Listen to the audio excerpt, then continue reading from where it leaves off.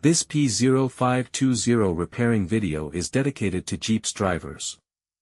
If your Jeep is getting a P0520 error code, this video is going to show you 2 practical solutions to fix the error code at home. Use the OBD2 scanner to scan your vehicle and see the error code P0520. It indicates that the engine computer reads a signal from the sensor that is either too high or too low in relation to the manufacturer's parameters. Here are 2 of the most practical solutions to fix Jeep's P0520 error code. Method A, Oil Change.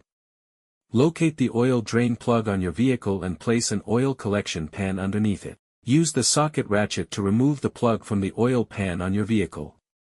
Once the plug is removed, the oil should start flowing out into your collection pan. Once all the oil is drained, replace the drain plug and tighten it back on. The oil filter is usually located beside the oil pan, or under the hood of your vehicle near the engine. Place the collection pan under the filter. There would be oil in the filter itself that could be hot, so it is important that the oil goes into the collection pan. Spread a bit of fresh oil evenly on the new filter's gasket.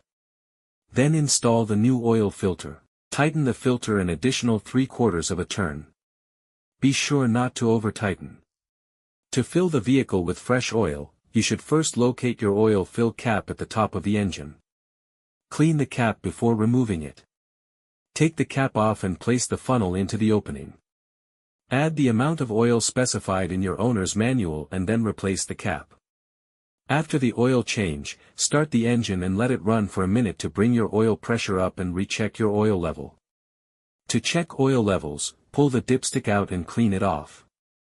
Replace the dipstick, and pull it out again. The oil should be near the top dot or fill line. If it is close to the lower dot, you'll need to add more oil. If your oil levels are good, replace the dipstick and shut the hood.